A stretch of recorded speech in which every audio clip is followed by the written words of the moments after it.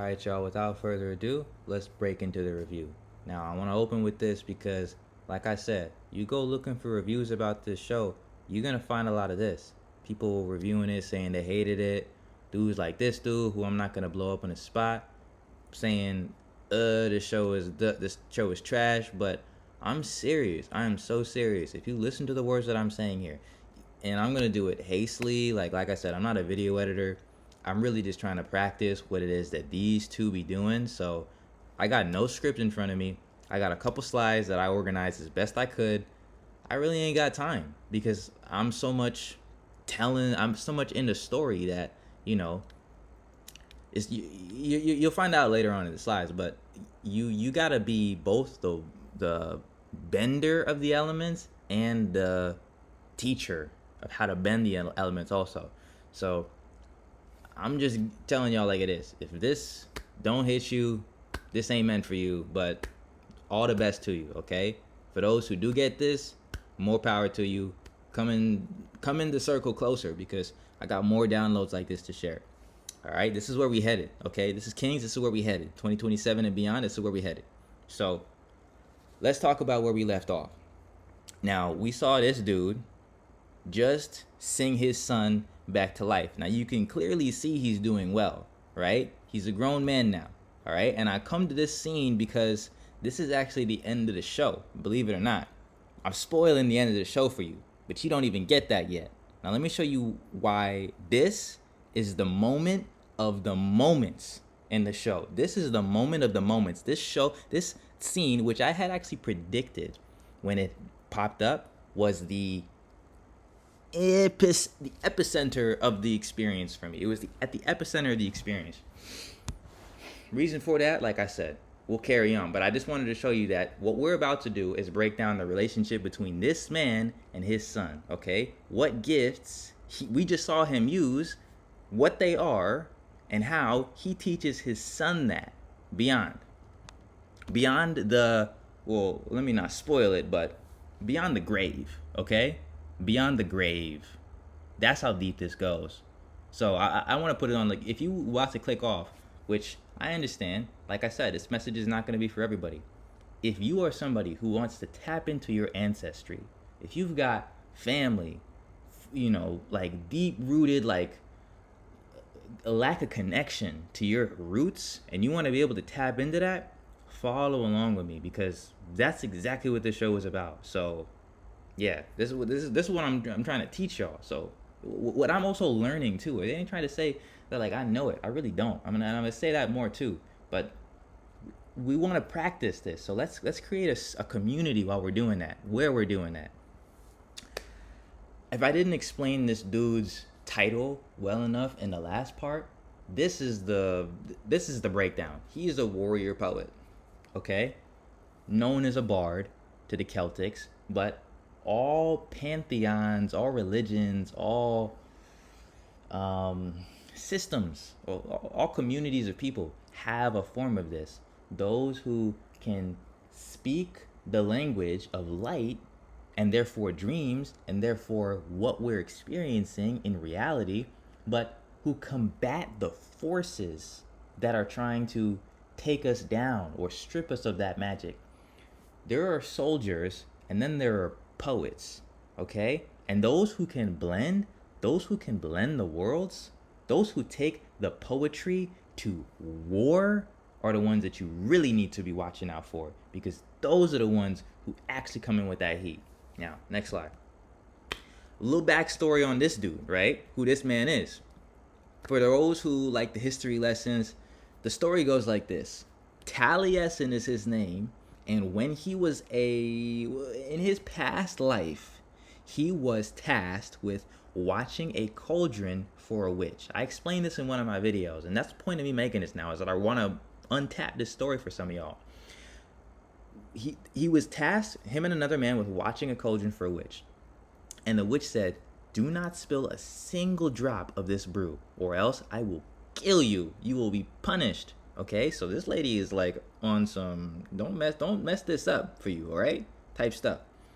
And unfortunately for Taliesin, in his past life, he spills a drop, And she is. Oh, I should explain why she's making the cauldron. Maybe this is important to you. It's not necessarily.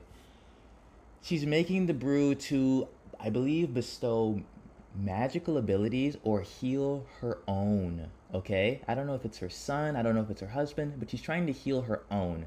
So, the way that this brew works is anybody who gets a drop of it on them gets the magical properties.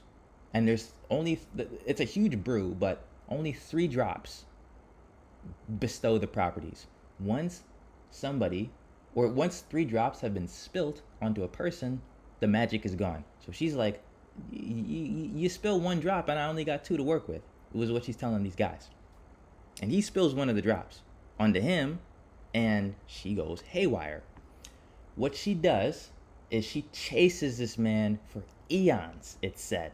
This guy now has magical abilities because he accidentally took the potion or whatever. Can turn himself into animals, can turn himself into goats, can turn himself into the air or the sky itself. And she is chasing him to punish him.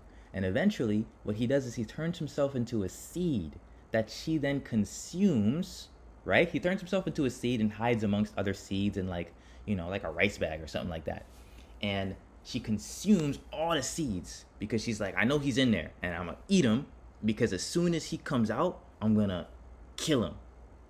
And by coming out, the symbolism behind the seed is that she ingests him as that, but he grows in her stomach as a baby. So she says, once this baby comes to term, I'm going to abort it. Oh, actually, I shouldn't use that word or else I'm going to get demonetized. It's too late. She's going to kill the baby, okay? Is that demonetized worthy? Or is does the words make any difference? I don't know. Unalive? It doesn't even matter. This message is for those who want to come get the message. So if I got to upload this to my website directly, come get it, all right? This knowledge is for them. It's for y'all.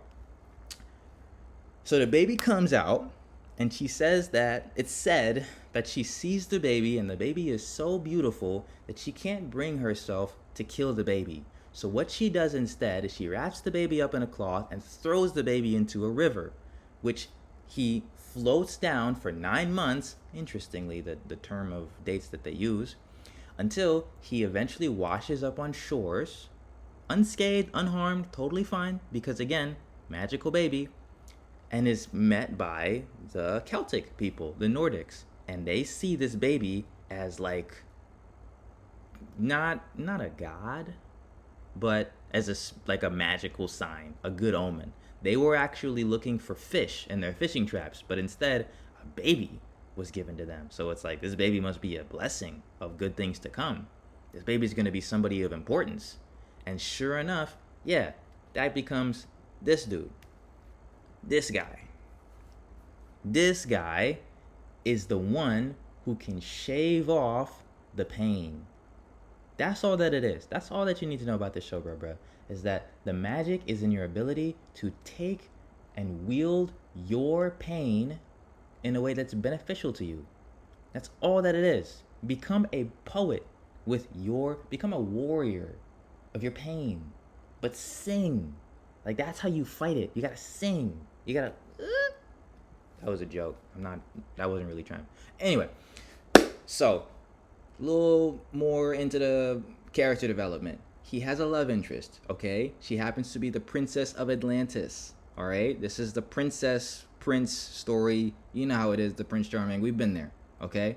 This is not that important, but look, he's got a love interest. Actually, it is, because, next slide, the princess has an evil sister. Oh my gosh, it's back with the sisters again. Oh, yeah, you know what it is. The evil sister now actually has a thing for bruh and is super, super jealous that he picks her over her.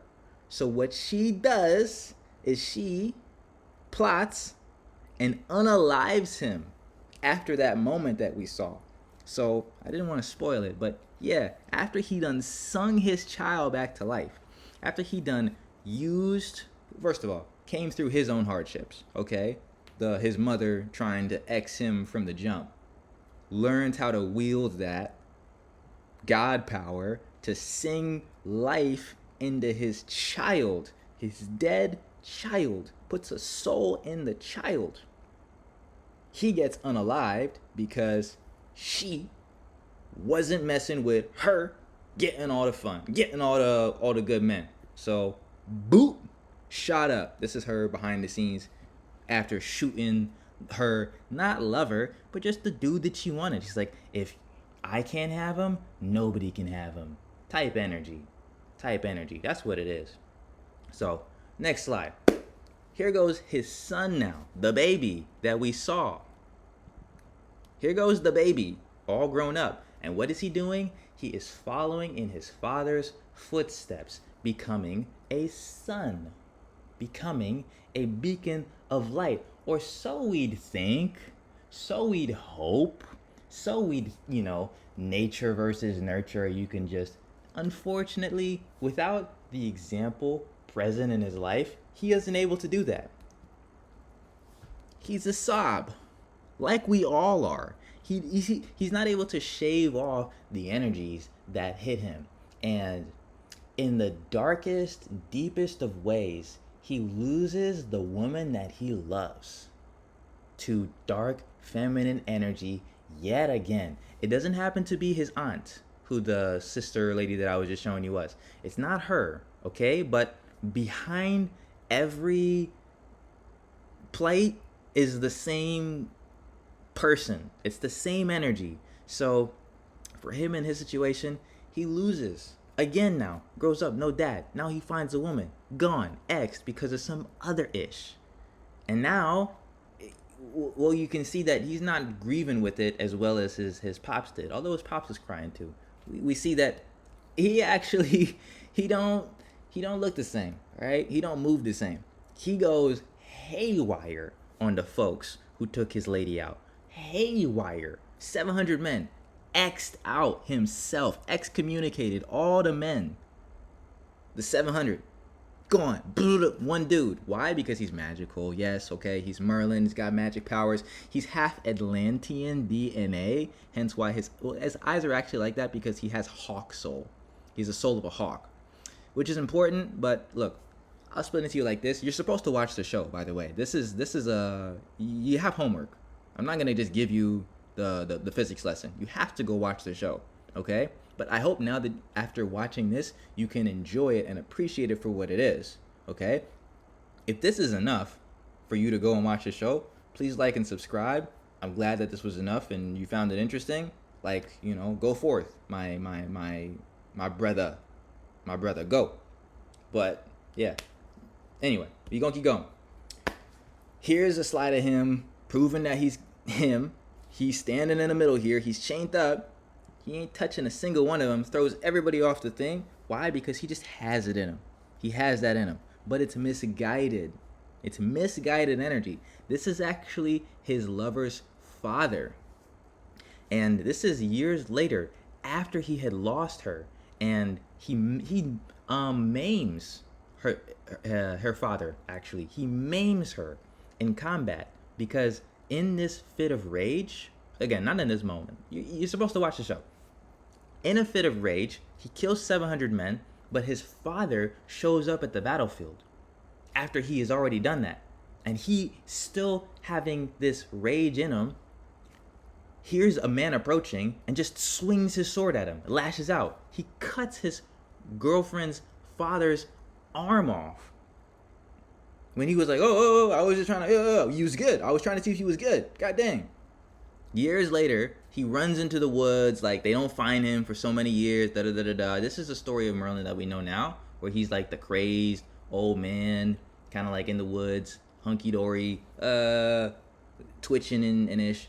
Like, that's where we find him, but he comes back. And when he comes back, his dad is trying to basically wake up the demon in him and say, you could have saved her, but you didn't. Show me this power that you supposedly have. Where was it when my daughter, when the woman that we both loved, needed you the most? He's like, show me that. And Merlin, he loses it. Okay, everybody, that's this part, all right? But he's trying to move away from it. He's actually trying to get his woman's father to realize, look, I'm not that anymore, and I'm gonna show you why, okay? But if you really need to see who I am, I'm him. Next scene. So, I pulled this slide up because, again, more history lessons. The real, well, there are supposedly even more ancient tellings of the Arthurian mythology. This story about a man who is destined for greatness pulling a sword from a stone is actually pretty old. It's probably like the never-ending story, which I'll also make other videos on, that we're being told throughout all media. And it's that we have a strength and ability within us. It's our birthright. And those who are worthy can pull it up from their stone. You might be a spiritual practitioner and you've heard of the Kundalini, right? It's akin to that. Let's just say that it's akin to that. You have strength within you already. And if you can pull that energy up like a sword, you can do unbelievably powerful things. You can do unbelievably powerful things if you can pull this energy up. Okay? So, here, misguided because dad ain't around to teach him that. But here, this is the symbol, all right? Now, it's his mom saving the city of Atlantis with this sword. She's literally like raising herself out of the depths. She was being dragged down by a pillar, by a piece of rope that had caught her leg. And using the sword, she was able to free herself and rise back to the surface. So that's how powerful this sword is. And it's akin to DNA. Now, I need to put this in because it's overlooked. But we're living in a patriarch, all right? It's not supposed to be that, bruh. The women bring in the magic for us. We are simply stewards, if you will, as men. We're stewards of the magic, okay? They will be quite honest. We can't create life like they can create life, but we can wield ourselves. We can wield the life that we have been given, okay? And we can shape the life that we have been given to an unfathomably sharp degree, if you're willing. So, but I just want to say that the old prophecy states that it's ladies of the lake who own this sword, and they bless it upon the man who is worthy to achieve this power for themselves. Before I move on, I'll make this a 3-hour video if I have to. I'm gonna give y'all all the downloads, okay? Run this back. I hope y'all have fun. If this sword, if we could think of it as also being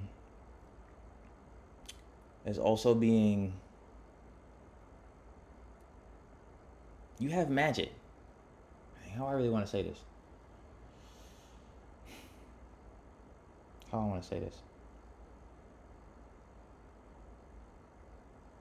Let's go back. Let's check it out. All right. This might tell enough of it, but I feel like there's more here. And I'm going to do this on the fly, too, because, look, it's long form. We're going to talk about it. Okay, here we go. Boom. Found it. You've heard of the Amazon warriors, right? The all-female tribe. Let's just say it for what it is. You can do things in the physical as a man, sure. But if you have woken up to what you're living in this 3D matrix, you will discover that the physical, there is no spoon, bro. It's all in the dream. It's all your ability to dream, okay? Which therefore is your ability to control your thoughts, which is therefore your ability to control your emotions, okay? That's your magic. That's your raw gift, skill, and talent. Why do you need a woman so much in your life? If you're so him, why are you so, you hear some of these cats sometimes, they go, oh, I'm never going to let one of these, run my life. I'm never going to let one of them, I'm never going to simp out for one of them. But then you see that they're not exactly happy.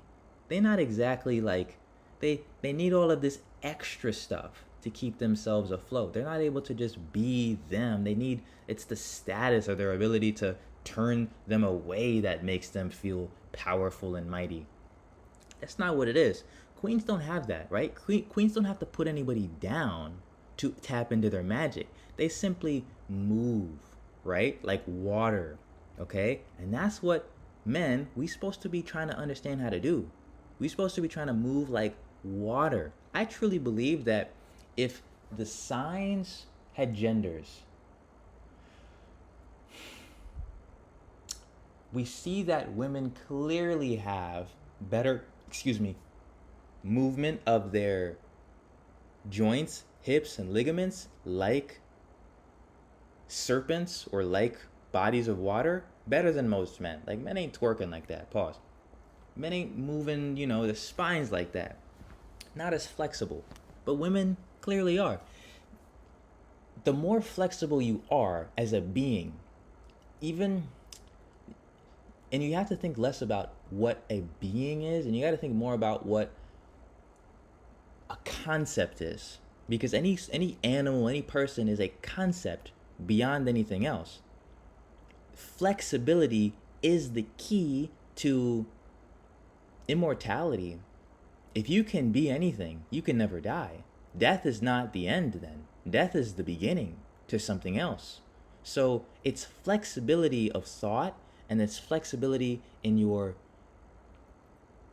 conceptualization, if that's a word, that allows you to maneuver this plane. Too rigid and you'll die. All right? So that's the power of the sword, is the ability to remain fluid, okay? To keep the sword sharp. More on that to come. But I want to say this. I want to bring it home for y'all.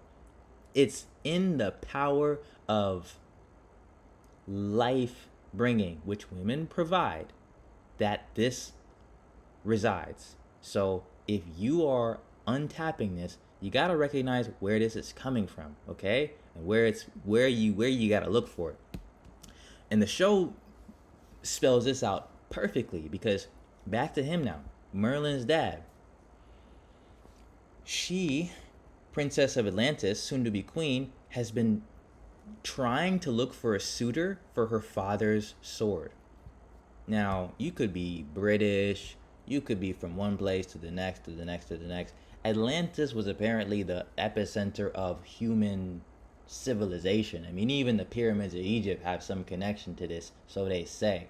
So just imagine that, like, they come from and let the skin tones aside, all right? Don't be in the comments, some of y'all, because we one family. Like, that's how they want to tell their story. Let them tell their story like that. We could put the shades on whatever we want to put the shades on, but they're Atlantean, all right? So just put it on it for a second. It's conceptual, remember? It ain't what you can see, it's what you can dream, all right? So let's move on. This is the most powerful sword in the game. This is the most powerful sword in the game in that sense, because she's like, look, I am a lady, I am the sword, but you're just a man. You need this, and I'm giving you my father's, which means he got this from his queens, and now I think you're ready to become this, bruh. This is before he does what he does with his son, too, by the way, bringing him back to life. But he's peeping it like, oh, I see the thing. I've been training my whole life to bring this up. And now I see it. But he declines the sword. Actually, when it's given to him by her. Because the scripture reads on the sigil that it says, take me up and cast me aside. It's not fully explained in the show. I have my own interpretations of it, which I'll share with you now. Take me up and cast me aside. Well, we already know, it's spoiler for y'all, but I mean, when you're watching the show, you don't know it yet. He has gifts beyond the blade. At least in this sense. He doesn't need to slay enemies with his sword. He can revive anything. He can revive himself if he has to. Hence why he's here to begin with. Because remember, his mother took him out, was trying to take him out, but he survived. So he doesn't need this. And he reads this. the voices whisper to him, and she's surprised. She's like, "You're not Atlantean. How can you read our language?" He's that tapped in, bruh. He's that tapped in that he can read the code. He can read the code to languages that ain't even his own. That's how tapped in he is. No background, no tech degree, whatever. He's just in that. So, anyway, he reads this and he goes, "You know what? Thanks, but no thanks. I'm gonna stick with my songs and my lyrics, my bars, if you don't mind. All right? But I appreciate you." And she goes, "Okay." Now, spoiler. How did I get here? Can we skip this slide? Yeah, let's skip that slide. Oh, wait, is this all my slides? Oh, yeah, that's all my slides. All right, then I guess we got to talk about it. Oh, you know what? I get why there's more slides. Because I'm supposed to be showing y'all a clip, which I will show you right now.